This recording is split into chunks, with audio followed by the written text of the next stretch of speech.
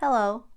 Thank you for joining me for this presentation about my work as a doll artist and some recent special projects. A little more than 3 years ago, I was invited to mount a solo exhibition at the Robert Hillestad Textiles Gallery in the Department of Textiles, Merchandising, and Fashion Design at the University of Nebraska in Lincoln. At that time, my friend Michael James was a professor and the chair of the department, as well as serving as the director of the gallery. He asked me to start thinking about how I would want to exhibit my work in this beautiful, well-equipped space. Lincoln, Nebraska is my home, so I had been intimately familiar with the gallery, its shows and activities, since its beginnings in 1997. It's one of the very few galleries across the country that's completely dedicated to textile art. It was very significant for me to be asked to exhibit my dolls there.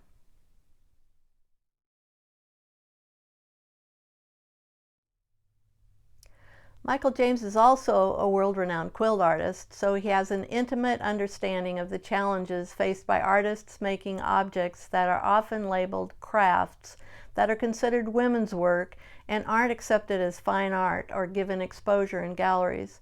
Most doll artists experience the limitations that this bias puts on an artistic career. This was going to be my first solo show.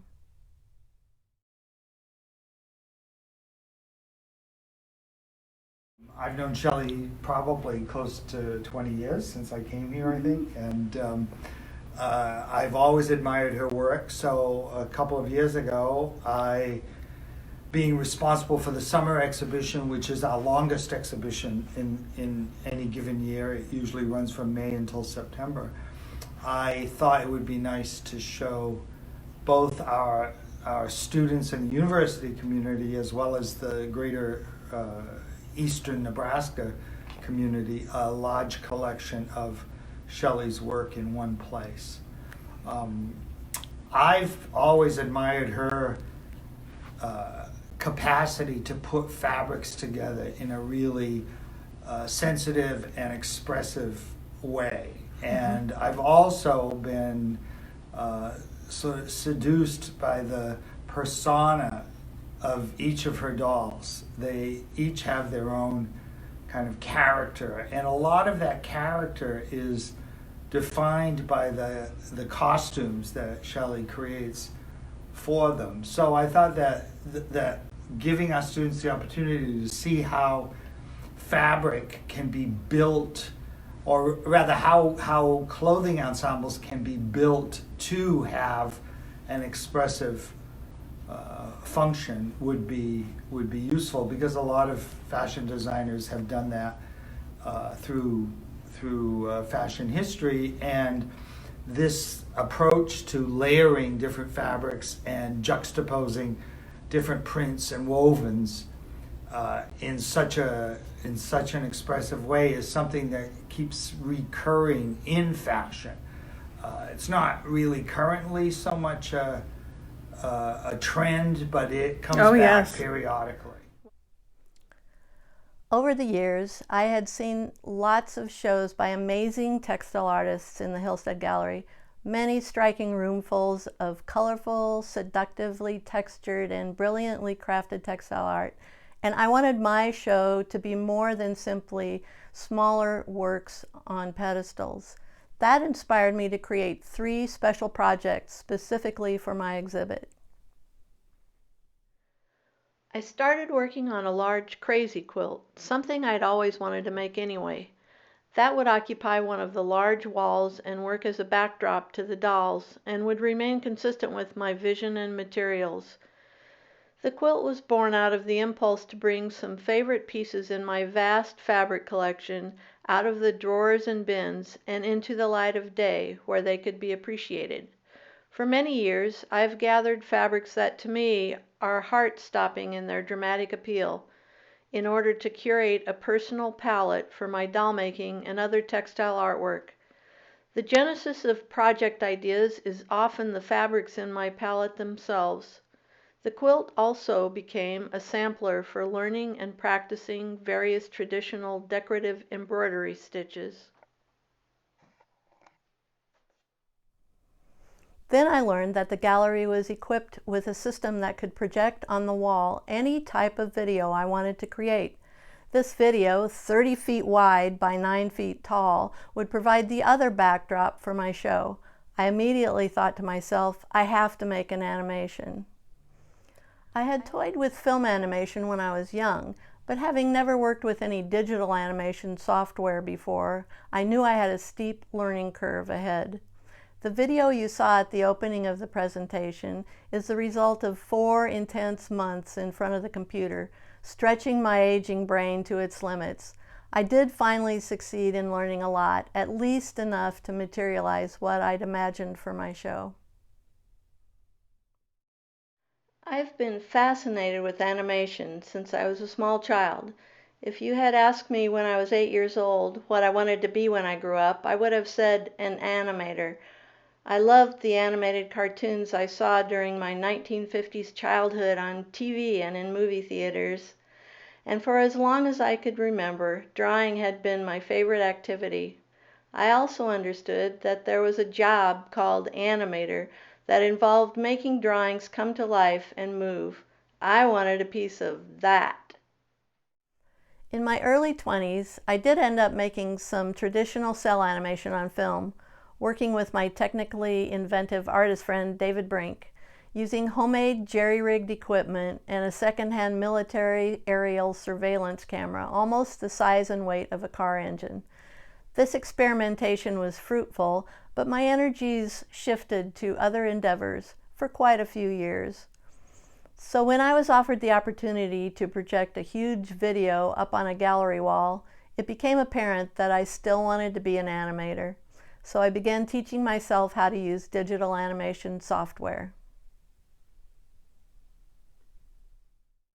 The images in my video are made up of layered collages of scanned textiles, photographs, drawings, and solid color shapes created in Adobe Photoshop, and the animation was produced in Adobe After Effects.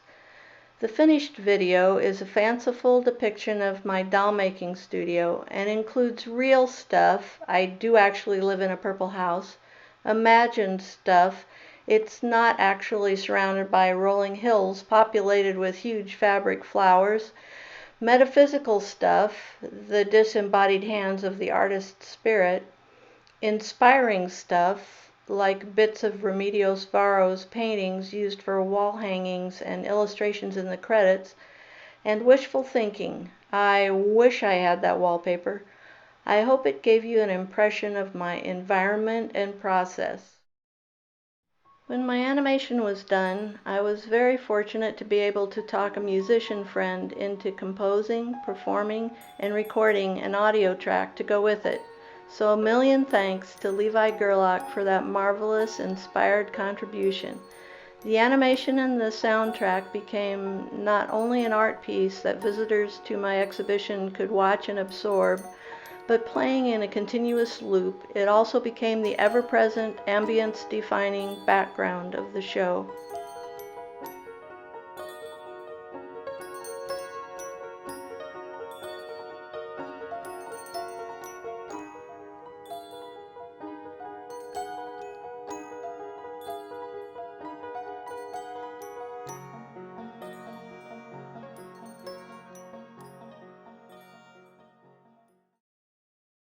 The third special project that I made specifically for the gallery show was a life-size textile self-portrait as a doll maker that greeted visitors as they entered.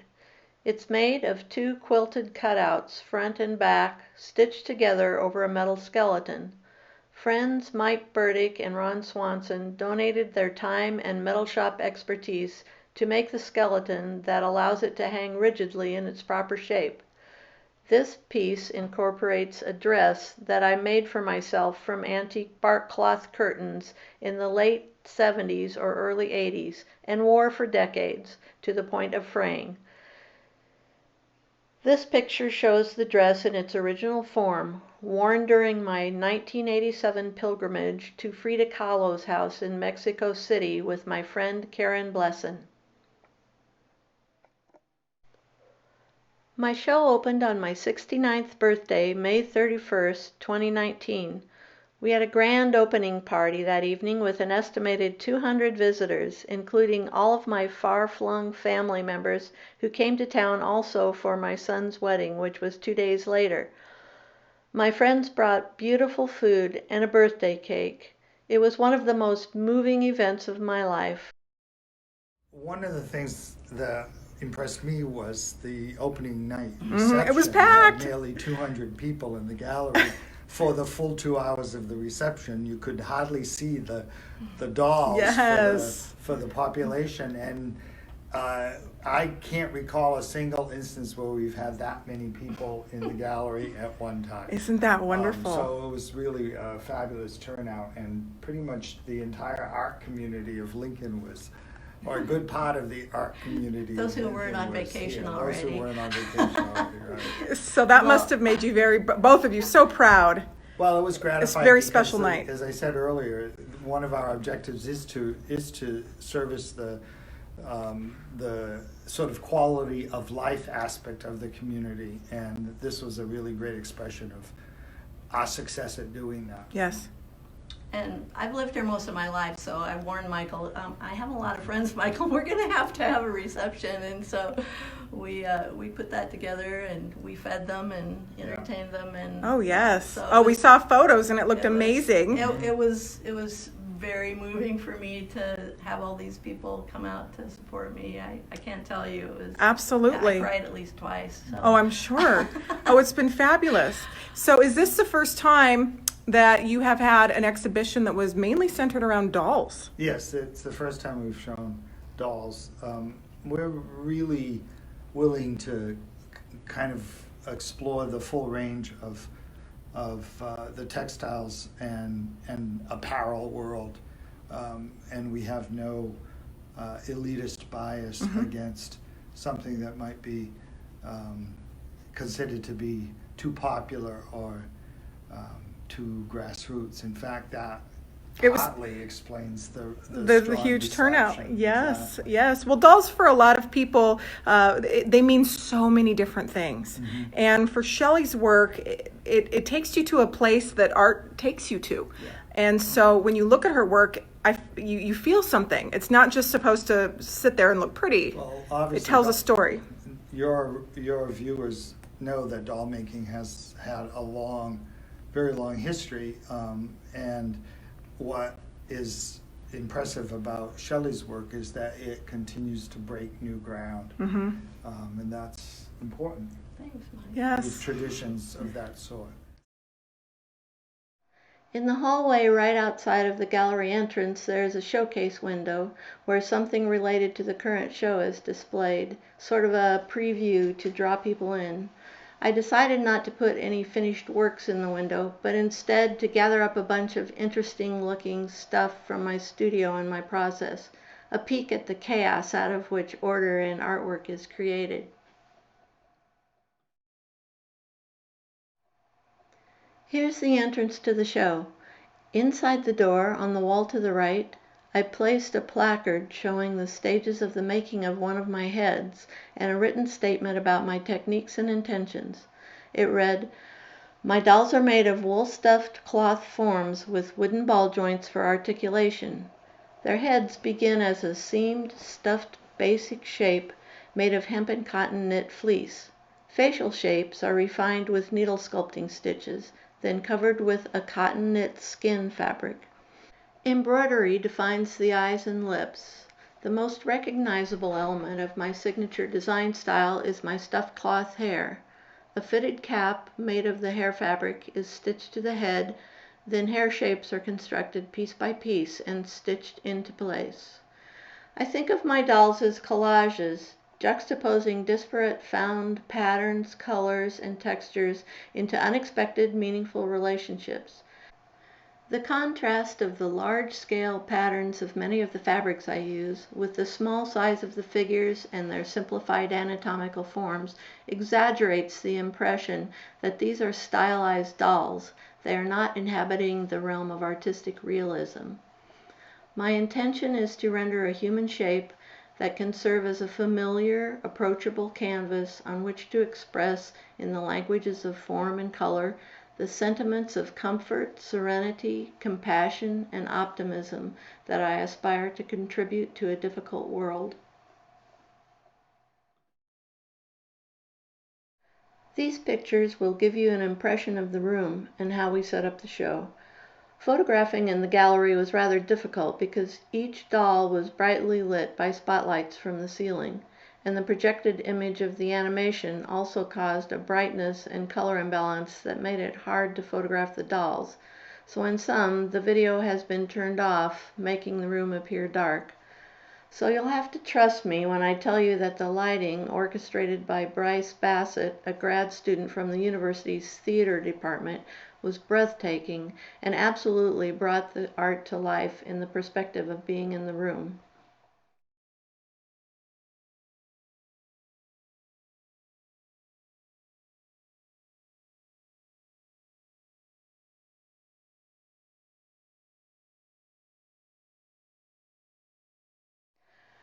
A second placard on this wall gave visitors a bit of biographical info and some details about the special projects that appeared in the show.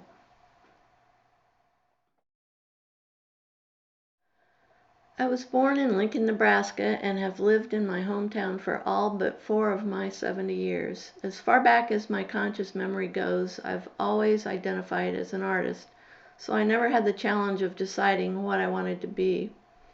One of my dad's favorite stories about me was that when I was 2 years old, I drew an elephant on a piece of paper, cut it out, and folded down its legs to make it stand up in 3 dimensions. I remember spending all my free playtime in kindergarten drawing on stacks of newsprint paper with crayons, or eagerly awaiting my turn to use the classroom easel to paint big pictures with pots of tempera. My grandmother, Phyllis Ruth McCann Weaver, was my early mentor and inspiration in sewing and painting.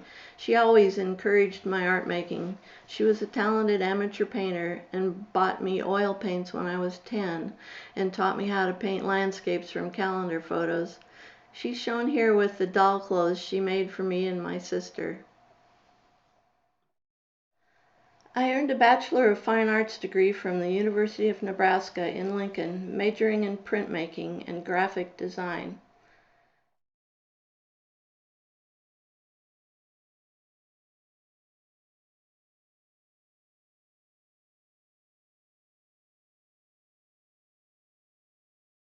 Outside of school, I experimented with cell animation and partnered with my friend Rodney Lamberson to make wooden toys laminated with my offset printed drawings to sell at craft fairs.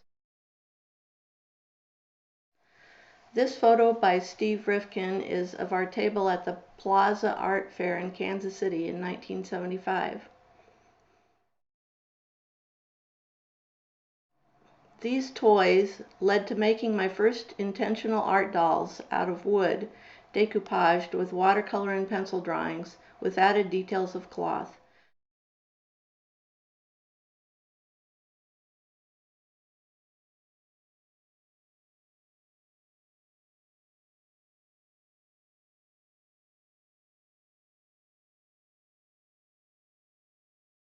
My 2 wooden art dolls, made in 1976, were the earliest work in my exhibition.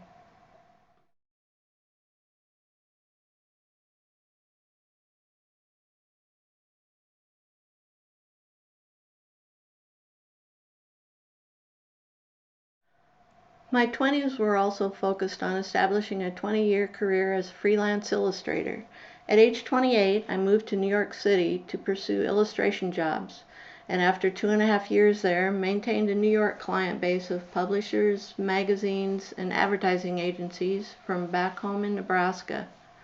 I did a lot of work for educational publications and was particularly interested in an audience of pre-reading age.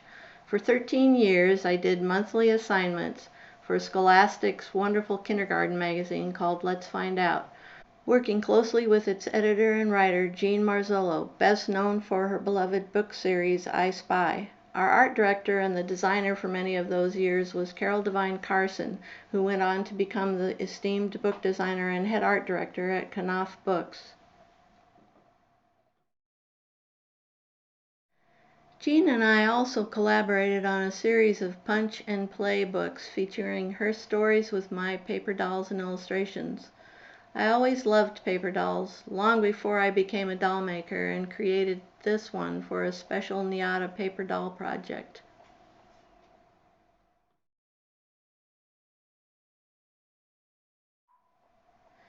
In 1993, I began making dolls as my mode of artistic expression. Fabric collecting, clothing design, pattern making, and sewing have been passions of mine since I was a child, so the transition was natural and provided a second career that was more compatible with my other cherished vocation as a stay-at-home mother.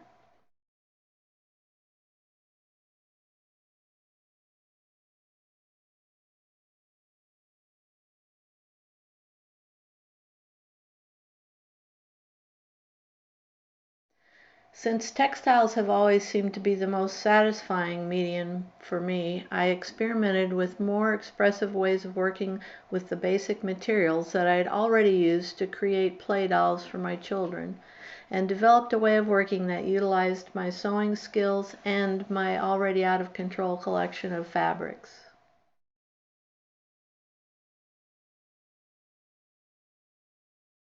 In 1995, I was awarded membership in the National Institute of American Doll Artists, an international association of peer-elected artists who make dolls as their art form. My doll making work has afforded me treasured opportunities to exhibit or teach in England, Ireland, Belgium, Russia,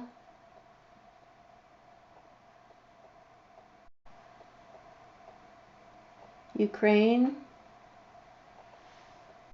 Japan, and many parts of the United States.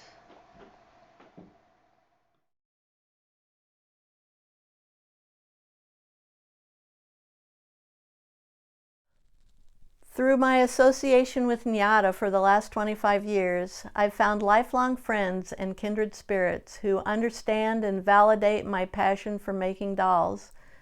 Meeting new doll artists each year at conferences and watching the work of familiar friends evolve has spurred me on and inspired me to take my work seriously and strive to become the best practitioner of my craft that I'm able, and to welcome any opportunity to share my work with a broader public. The following pictures taken in the gallery will show in more detail what my exhibition looked and felt like.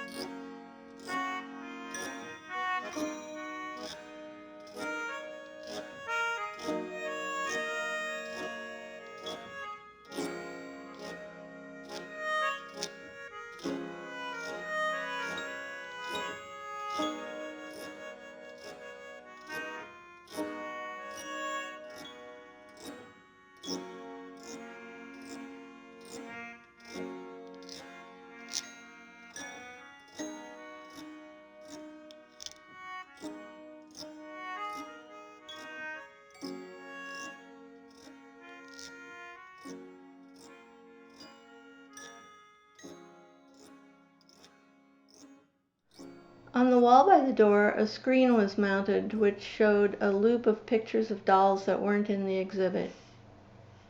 This is Evangeline, made in 2011.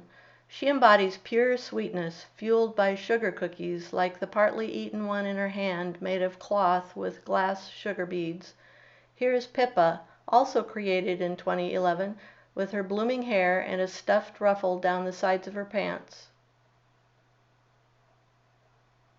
This is Rosie from 2012, who has cut all the blooms off the rose bush to adorn her head. Even her garden shears are made of cloth. This is Franny, made in 2010, wearing a vintage floral tablecloth that seems to have dropped some petals.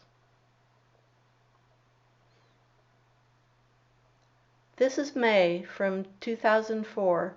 Her top is decorated with an antique applique from a Chinese scarf, and she wears pants made of vintage chinoise bark cloth. This is Gracie, made in 2008, a good example of the drama I like to create with stuffed bows and hair. This is Shakespeare's Juliet, holding her vial of poison. She was made in 1999 for a tour of shows in Japan. I included in the slideshow this picture of me working on Jody. This is Lillian from 2016. She holds a stuffed cloth strawberry to match her collar and pocket, made from a vintage embroidered doily. Here is Eva, a milkmaid with cloth-constructed milk pail and windswept hair, made in 1997. This is Robin, also from 1997, with her paddleball toy and an antique toy watch. This is Catherine, made in 1998. Her jumper top is an antique chenille floral fabric from the Paris flea market, and her apron is decorated with pom-poms. Here is Flora, made in 2005 to take to an exhibition in Moscow. This is Nina with her toy bird Swifty, made in 1999. Her blooming hair echoes elements of her coat, which is made of an antique table runner. Here is Justine, who performs with a golden ball. She was made in the year 2000. This is Amanda, made in 1996. She's an incurable romantic. Here is Sophie with her toy sailboat and breezy hair, created in 1998. Tifa, also from 1998, is out flying her kite. This is Sarah, made in 1999. She's up for a game of ring toss. Here is Rochetta playing jacks, also made in 1999. This is Izzy from 2006 in nursery print pants and a bark cloth vest. Here is Mandy, made in 2005. She has a hairdo with attitude and a teddy bear purse. And this is Lucia, a sympathetic and protective angel, made in 1995. The slideshow ended with this self-portrait illustration, digitally colored with scanned fabric.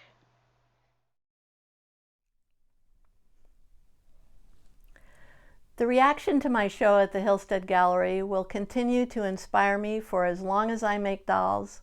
I'm really grateful to have had the opportunity to put art dolls in front of a broader audience. The number of visitors to the gallery during the 3.5 months my show was up was unprecedented, and many people admitted to me that they were dragged there by a spouse or friend unenthused, but then were surprised to be blown away by how deeply the dolls affected them. Creating this show confirmed my feelings that art dolls can be a meaningful and accessible, expressive medium that has the power to reach and move and connect many types of people. Thank you so much for watching my presentation.